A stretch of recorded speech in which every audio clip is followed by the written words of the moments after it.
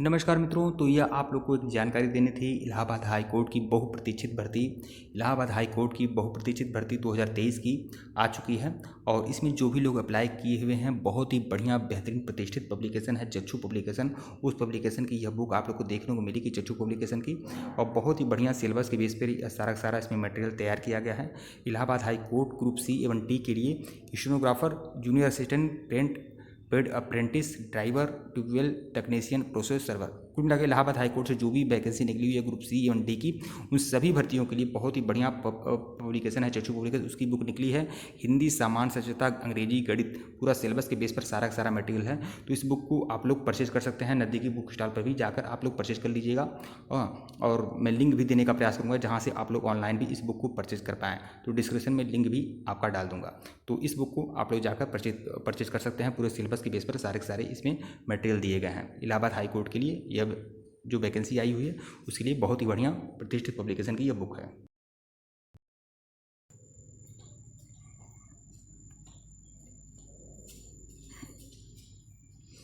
नमस्कार मित्रों, पीसीएस पाठशाला में आप सभी का स्वागत करता हूं। UP HSC assistant professor, GIC प्रवक्ता, जीडीसी प्रवक्ता, एलटी ग्रेड संबंधित यह समसामयिकी घटना चक्र 2023 का यह बुक है। और इसमें क्या है, यूपी एचएससी असिस्टेंट प्रोफेसर और UDC assistant professor, GIC LT grade, GIC PGT, सबका सामान्य अध्ययन का सीरीज है। और जो भी पेपर हुए हैं वो सभी सॉल्व पेपर आप लोग को देखने को मिलेंगे। तो आइए शुरुआत करते हैं। तो देखिए, इसके पहले का वीडियो अगर आप लोगों ने नहीं देखा है तो प्लेलिस्ट में जाइएगा, समसामयिकी घटना चक्र GS series, UPHSC, GDC, GIC LT grade, GIC PGT करके एक प्लेलिस्ट बनी हुई है। प्लेलिस्ट में जाइएगा और सभी वीडियो को देखिएगा। एक परीक्षा हुई थी असिस्टेंट प्रोफेसर 2016 की, सामान्य अध्ययन हल प्रश्न पत्र है। और यह परीक्षा तिथि कब है, 5 जनवरी 2019 को यह पेपर हुआ था। तो उसी का सॉल्व पेपर देखेंगे, सॉल्व करेंगे इसे। तो देखिए, पहला प्रश्न है, वर्ष 2018 में कारोबार सुगमता सूची में कौन सा भारतीय राज्य सर्वोपरि है। तो देखिए, उच्चतर शिक्षा सेवा आयोग की यह वैकेंसी थी असिस्टेंट प्रोफेसर 2016 की। तो देखिए, इसमें कुल 30 प्रश्न होते हैं। आपको पता है 30 प्रश्न आपके जीएस के होते हैं, 70 प्रश्न जो होंगे वो आपके अपने सब्जेक्ट से होंगे। तो उसमें करंट अफेयर का भी प्रश्न आता है। तो देखिए, 2019 में पेपर हुआ था तो उस समय का जो करंट अफेयर है कोई मतलब है नहीं, लेकिन हम सॉल्व करा रहे हैं इसलिए आप प्रश्नों को बस देख सकते हैं। वर्ष 2018 में कारोबार सुगमता सूची में कौन सा भारतीय राज्य सर्वोपरि था। तो उस समय कौन सा भारतीय राज्य सर्वोपरि था, आंध्र प्रदेश। विकल्प सी जो है वो आपका सही है। तो देखिए, ये आप लोग देख सकते हैं रैंकिंग। प्रश्न 2 देखिएगा, 2018 के एशियाई खेलों में किसे सर्वश्रेष्ठ खिलाड़ी घोषित किया गया। तो रिको की इकी को घोषित किया गया। देखिए मित्रों, जो करंट अफेयर के प्रश्न हैं उन पर ज़्यादा लोड नहीं लेना है, क्योंकि करंट अफेयर के प्रश्न उसी समय के लिए इंपॉर्टेंट थे। अब कोई मतलब है नहीं, लेकिन सॉल्व करा रहा हूँ तो केवल प्रश्नों को आप देख सकते हैं और प्रश्नों का लेवल क्या था यह देख सकते हैं। अब तो जब करंट अफेयर के जो नए करंट अफेयर के प्रश्न हैं होंगे वह आप लोग देखेंगे। तो सॉल्व करा रहा हूँ तो वह सब सारे प्रश्न रहेंगे ही। प्रश्न 3 है, निम्नलिखित में से किसने डेटा सेफी नामक परिवर्तनशीलता तारे की खोज की। यह भी करंट अफेयर का प्रश्न था उस समय के हिसाब से। तो किसने खोज किया था, जॉन गुडरिच ने। करंट अफेयर का भी प्रश्न है और साथ ही साथ यह साइंस का भी प्रश्न हो सकता है। तो देखिए, ये करंट अफेयर का नहीं है। तो देखिए, जॉन गुडरिच ने डेटा सेल्फी नामक परिवर्तनशीलता तारे की खोज की 1784 ईस्वी में किया था। इसे सेफस या किंग तारा समूह में खोजा गया था।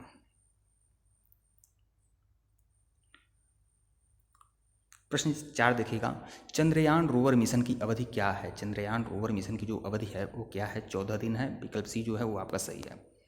चंद्रयान रोवर मिशन की अवधि जो है 14 पृथ्वी दिवस थी। चंद्रयान 2 के साथ एक लैंडर एवं रोवर प्रज्ञान, जो रोवर है उसका नाम है प्रज्ञान और लैंडर का नाम है विक्रम, भेजा गया था। चंद्रयान 2 को 22 जुलाई 2019 को श्रीहरिकोटा के GSLV MK11M1 से प्रक्षेपित किया गया था। चंद्रयान 1 को 22 अक्टूबर 2008 को श्रीहरिकोटा से PSLV C11 से प्रक्षेपित किया गया है। प्रश्न 5 देखिएगा, फ्रीडम इन इक्जाइल आत्मकथा किसकी है। तो दलाई लामा की आत्मकथा है। विकल्प सी जो है वो आपका सही है। Freedom in exile Dalai Lama की आत्मकथा की दूसरी पुस्तक है। दलाई लामा की आत्मकथा की पहली पुस्तक का नाम क्या है, my land and my people. Dalai Lama की अन्य पुस्तकें क्या हैं, द पाथ टू इनलाइटमेंट या बियॉन्ड रिलीजन। महात्मा गांधी की आत्मकथा का नाम my experiment with the truth. तो यह जरूर ध्यान में रखिएगा। प्रश्न 6 देखिएगा, बच्चों को पढ़ाने की कला और विज्ञान को क्या कहा जाता है। तो पेडोगोजी कहा जाता है, पेडोगोगी। तो विकल्प ए जो है वो आपका सही है। तो देखिए, बच्चों को पढ़ाने की कला और विज्ञान को पेडागोगी कहा जाता है। यह शिक्षण कार्य की प्रक्रिया का विधिवत अध्ययन है। एंड्रोगोगी का संबंध प्रौढ़ शिक्षा। देखिए, पेडागोजी का अध्ययन क्या होता है, बच्चों को की पढ़ाने की जो कला विज्ञान होती है उसे पेडागोजी कहा जाता है। जबकि एंड्रोगोगी किसे कहा जाता है, यह प्रौढ़ शिक्षा एवं वयस्कों के शिक्षण से संबंधित है, एंड्रोगोगी। प्रश्न 7 देखिएगा, प्राथमिक समंकों में सम्मिलित नहीं होता है। तो क्या सम्मिलित नहीं होता है प्राथमिक समंकों में? पुस्तकें जो होती हैं नहीं सम्मिलित होती हैं, जबकि प्रश्नावलियाँ, अनुसूचियाँ, साक्षात्कार आदि सम्मिलित होते हैं। तो विकल्प डी जो है पुस्तकें। इसकी व्याख्या देख लीजिएगा, दिए गए विकल्पों में पुस्तकें प्राथमिक समंकों में सम्मिलित नहीं होती हैं। प्राथमिक समंकों में वैसे समंक शामिल होते हैं जिन्हें शोधकर्ता द्वारा स्वयं या प्रत्यक्ष रूप से संग्रहित किया जाता है। इसके अंतर्गत साक्षात्कार करना, प्रश्नावलियाँ तैयार करना, अनुसूचियाँ भी हैं। पुस्तकें या प्रकाशित ब्लॉग, आलेख आदि द्वितीयक समंकों में सम्मिलित होते हैं। प्रश्न 8 देखिएगा, नेशनल इंस्टीट्यूशनल रैंकिंग फ्रेमवर्क किसके द्वारा जारी किया जाता है? तो किसके द्वारा जारी किया जाता है? मानव संसाधन एवं विकास मंत्रालय द्वारा। तो विकल्प बी जो है वो आपका सही है। तो देखिए, national institutional ranking framework Bharat सरकार के मानव संसाधन विकास मंत्रालय द्वारा जारी किया जाता है। इसे मानव संसाधन विकास मंत्री द्वारा 29 सितंबर 2015 को लॉन्च किया गया। इस फ्रेमवर्क द्वारा पूरे देश में संस्थानों को रैंकिंग प्रदान करने की प्रक्रिया तैयार की जाती है। प्रश्न 9 देखिएगा, विश्वविद्यालय अनुदान आयोग अधिनियम किस वर्ष पारित किया गया है? तो विश्वविद्यालय अनुदान आयोग जो अधिनियम है वह 1956 में पारित किया गया है। विकल्प बी जो है वो आपका सही है। विश्वविद्यालय अनुदान आयोग अधिनियम नवंबर 1956 में पारित किया गया। वस्तुतः देश में विश्वविद्यालय शिक्षा के मानकों का समन्वय, निर्धारण और रखरखाव करने हेतु इसे संसद द्वारा भारत सरकार के एक संवैधानिक निकाय के रूप में स्थापित किया गया है। विश्वविद्यालय अनुदान आयोग को औपचारिक उद्घाटन 28 दिसंबर 1953 को तत्कालीन शिक्षा मंत्री मौलाना अबुल कलाम आजाद द्वारा किया गया था। प्रश्न 10 देखिएगा, निम्नलिखित में से कौन सांख्यिकी विश्लेषण हेतु एक उपकरण है? तो कौन है सांख्यिकी विश्लेषण हेतु एक उपकरण? तो वह है मतलब MAT-LAB। तो विकल्प ए जो है सही है आपका। तो देखिए, दिए गए विकल्पों में MAT-LAB सांख्यिकी विश्लेषण हेतु एक उपकरण है। MAT-LAB एक प्रोग्रामिंग प्लेटफॉर्म है जिसे विशेष रूप से इंजीनियरों एवं वैज्ञानिकों हेतु डिजाइन किया गया जाता है। MAT-LAB में मैट्रिक्स आधारित भाषा प्रयोग होता है जिसके द्वारा कंप्यूटेशनल गणित के प्राकृतिक अभिव्यक्ति सरल हो जाती है। प्रश्न 11 देखिएगा, एक वेबसाइट से दूसरे पर विचरण को क्या कहते हैं? तो क्या कहता है? ब्राउजिंग कहा जाता है, ब्राउजिंग। विकल्प बी। एक वेबसाइट से अगर दूसरे वेबसाइट पर आप जाते हैं तो इसे कहते हैं ब्राउजिंग करना। विकल्प बी जो है वो आपका सही है। इंटरनेट पर एक वेबसाइट से दूसरे वेबसाइट पर विचरण को ब्राउजिंग कहा जाता है। डाउनलोडिंग का संबंध इंटरनेट से किसी फाइल को डाउनलोड करने या जबकि अपलोडिंग का संबंध इंटरनेट पर किसी फाइल को अपलोड करने से होता है।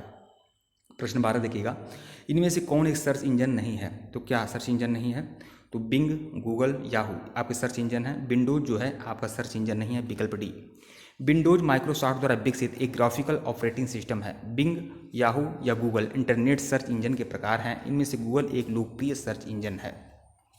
प्रश्न 13 देखिएगा, इंटरनेट शब्दावली में IP से तात्पर्य क्या है? IP जो है आपका इंटरनेट प्रोटोकॉल है। विकल्प बी जो है वो आपका सही है। इंटरनेट प्रोटोकॉल है। IP का तात्पर्य क्या है? Internet protocol. तो देखिए, UPHSC में जो प्रश्न आते हैं उसमें ज़्यादातर कंप्यूटर संबंधित शब्दावली होते हैं। उसके शॉर्ट फॉर्म और फुल फॉर्म आप लोग जरूर ध्यान में रखिएगा। 30 प्रश्नों में 4 या प्रश्न आपके कंप्यूटर से संबंधित देखने को मिलते हैं। इंटरनेट शब्दावली में IP से तात्पर्य इंटरनेट प्रोटोकॉल होता है। कंप्यूटर नेटवर्क में प्रत्येक कंप्यूटर का विशिष्ट इंटरनेट प्रोटोकॉल होता है जो इससे संबद्ध होता है। IP नेटवर्क पर लक्ष्य कंप्यूटर की पहचान करना और उस पर पहुँचना होता है। प्रश्न 14 देखिएगा, निम्नलिखित में से ईमेल एड्रेस का सही प्रारूप कौन सा है? तो क्या है सही प्रारूप? तो name@website.information ये आपका विकल्प भी जो है वो आपका सही है। ईमेल एड्रेस का सही प्रारूप क्या है, मतलब ईमेल एड्रेस का फुल फॉर्म क्या है? name@website.information। विकल्प बी। दिए गए विकल्पों में ईमेल एड्रेस का सही प्रारूप क्या है? नेम। देखिए, अगर कोई भी ईमेल एड्रेस है तो क्या होगा? पहले उसका नेम रहेगा, फिर @ रहेगा, फिर वेबसाइट, फिर .information। ये तरह हो सकता है मैं फुल फॉर्म की बात किया हूँ, फुल फॉर्म नहीं है, मतलब यह आपका सही प्रारूप है। जैसे मान लीजिए सपोज दैट, मान लीजिए किसी का नाम मोहन है तो मोहन @website.information ऐसे करके। ईमेल एड्रेस में 2 मुख्य भाग होते हैं, प्रयोक्ता का नाम और डोमेन सर्वर का नाम, जिनके बीच में @ का प्रतीक होता है। प्रयोग होता है। प्रयोक्ता का नाम इसे आपको समझाया ही हूँ, समझ जाएंगे आप सही तरीके से। प्रश्न 15 देखिएगा इस सीरीज का सबसे आखिरी प्रश्न। एक कंप्यूटर डिस्क में कंप्यूटर का कितना डेटा भंडारित किया जा सकता है, मतलब सीडी में कितना डेटा भंडारित किया जा सकता है, तो 680 MB डेटा भंडारित किया जा सकता है, स्टोर किया जा सकता है सीडी में। तो विकल्प सी जो है वो आपका सही है। ठीक है मित्रों, वीडियो को लाइक और चैनल को सब्सक्राइब करिएगा, टेलीग्राम बिल्कुल ज्वाइन करिएगा, लिंक डिस्क्रिप्शन में दिया गया है। और यह देख लीजिए, यह व्याख्या देख सकते हैं। एक कंप्यूटर जिसमें कंप्यूटर का लगभग 680 MB डेटा भंडारित किया जा सकता है। सामान्यतः सीडी का व्यास जो होता है 120 mm होता है, जिसमें 650 से 700 MB डेटा भंडारित किया जा सकता है। सीडी सेकेंडरी स्टोरेज डिवाइस का उदाहरण है।